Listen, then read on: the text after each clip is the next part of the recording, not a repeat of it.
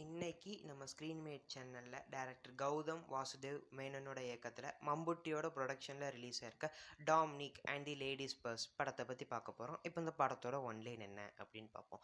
படத்தோட ஸ்டார்டிங்கில் ஹீரோ வந்து ஒரு ப்ரைவேட் டிடெக்டிவ் ஏஜென்சி வச்சுருக்காரு. அவர் யாருன்னா, இதுக்கு முன்னாடி போலீஸ் ஆஃபீஸராக இருந்தவர் விஆர்எஸ் கொடுத்துட்டு இதை ஆரம்பிச்சிருக்காரு. அப்புறம் வேலைக்கு ஆள் தேவை அப்படின்னுங்கிற போஸ்டரை பார்த்துட்டு ஒரு பையன் ஹீரோ கிட்ட ஜாயின் பண்ணுறான். அப்புறம் இவங்க ரெண்டு பேரும் கேஸ் இன்வெஸ்டிகேட் பண்ணுறேன்னு பேரில் சில்லியான கேசஸாக பார்த்துக்கிட்டு இருக்காங்க. அந்த டைமில் தான் ஹீரோ தங்கியிருக்க வீட்டோட ஹவுஸ் ஓனர் லேடி வந்து, எனக்கு ஹாஸ்பிட்டலில் இந்த லேடிஸ் பர்ஸ் கிடச்சிது, இது யாரோடதுன்னு நீ கண்டுபிடிச்சிட்டனா நீ எனக்கு ரெண்டே பே பண்ண வேண்டாம் அப்படின்னு சொல்கிறாங்க. ஸோ ஹீரோ வந்து அந்த லேடிஸ் பர்ஸ் யாரோடதுன்னு தேடுறாங்க. அப்போந்தான் அவங்களுக்கு தெரியுது அந்த பர்ஸோட ஓனர் காணாமல் போய் 5 நாள் ஆகுது அப்படின்னு. தன்னோட பாய் ஃப்ரெண்டை கடைசியாக பார்த்துட்டு வரேன்னு சொன்னவங்க திருப்பி வரவே இல்லை அப்படின்னு ஹீரோவுக்கு தெரிய வருது. ஸோ பாய் ஃப்ரெண்ட் யாருன்னு ஹீரோ தேடி போகிறாரு. அப்போந்தான் அவருக்கு இன்னொரு விஷயம் தெரியுது. அது என்னன்னா, பாய் ஃப்ரெண்ட் காணாமல் போய் 2 வருஷம் ஆகுது அப்படின்னு. ஸோ அவனை பிடிச்சாதான் இந்த எல்லா கேள்விக்கும் பதில் கிடைக்கும் அப்படின்னு சொல்லி இன்வெஸ்டிகேஷனை ஸ்டார்ட் பண்ணுறாங்க. ஸோ இதுக்கப்புறம் என்னாச்சு அப்படிங்கிறதான் படத்தோட கதையே. கேஸ்டிங்கை பொறுத்தளவுக்கு மம்புட்டி தான் ஹீரோவாக நடிச்சிருக்காரு. அப்புறம் கோகுல் சுரேஷ் அவர் தான் ஹீரோவோட அசிஸ்டண்ட்டாக நடிச்சிருக்காரு. அப்புறம் சுஷ்மிதா பட் அவங்க தான் நந்திதாங்கிற ரோல் ப்ளே பண்ணியிருக்காங்க. ரொம்பவே சூப்பராகவும் மிஸ்டீரியஸாகவும் நடிச்சிருந்தாங்க. அப்புறம் படத்தில் நடித்த எல்லாருமே ஒரு டீசெண்டான ஆக்டிங்கை கொடுத்துருந்தாங்க. இது போக ஜிவிஎம் வந்து ஒரு சின்ன கேமியோ ப்ளே பண்ணியிருக்காரு.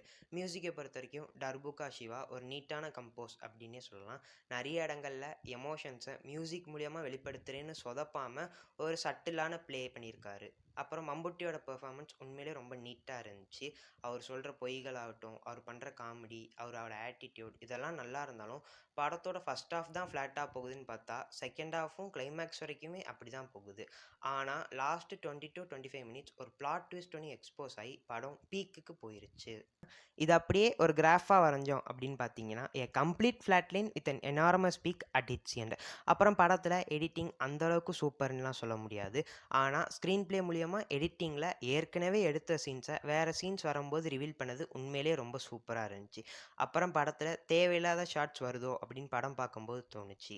என்னதான் இந்த படத்தில் நிறைய கேரக்டர்ஸ் இருந்தாலும் 2-3 கேரக்டரே படம் டிபெண்ட் பண்ணி இருந்ததுனால மீதி எந்த கேரக்டரும் ஒழுங்காக எழுதப்படலையோ அப்படின்னு தோணுச்சு. நிறைய லூஸ் சென்ஸும் இருந்துச்சு. அப்புறம் படம் பார்க்கும்போதே தெரியுது 2-3 கேரக்டர்ஸ் திணிக்கப்பட்டிருக்கு அப்படின்னு. என்னதான் சில இடங்களில் ஜிவிஎம் படம் பார்த்த மாதிரி இருந்தாலும் மொத்தமாக இது ஒரு மலையாள படம் பார்த்த மாதிரி தான் இருந்துச்சு. ஸோ இந்த மாதிரியான கேரக்டர்ஸ் ட்ரிவன் படங்களுக்கு ஸ்க்ரீன் ப்ளேவும் சரி, நல்ல சீன்ஸும் சரி ரொம்ப முக்கியம். ஆனால் இந்த படத்தில் சில கேரக்டர்ஸை நம்பி எங்கேஜிங்கான சீன்ஸ் வைக்க தவறுனதுனால இது ஒரு ஆவரேஜ் படமாக மாறிடுச்சு. மேக்கிங்லேயும் சரி, ரிலீஸ்லேயும் சரி இது ஒரு பியூர் மலையாள படம். தமிழ் டப்பில் அவைலபிள் இல்லை. மலையாளம் வித் சப்டைட்டில் தான் தேட்டர்ஸில் ஓடிக்கிட்டு இருக்கு. ஃப்ரீயாக இருந்தால் போய் பாருங்கள். தேங்க்யூ.